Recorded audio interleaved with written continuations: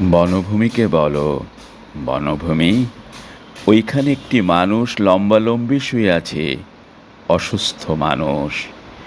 হেমন্তে হলুদ পাতা যেরকম ঝরে যায়, ও এখন সেরকম ঝরে যাবে। ওর চুল, ওর চোখ, ওর নখ, অমল আঙুল সব ঝরে যাবে। বনভূমিকে বলো, বনভূমি, ওইখানে একটি মানুষ লম্বালম্বি শুয়ে আছে, অসুস্থ মানুষ। ও এখন নদীর জলের স্রোতে ভেসে যেতে চায়। ও এখন সমুদ্রে শোধন করতে চায় ওর সমূহ শরীর।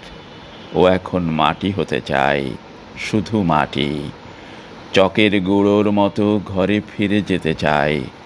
বনভূমিকে বলো, বনভূমি, ওকে আর শুইয়ে রেখো না, ওকে ঘরে ফিরে যেতে দাও।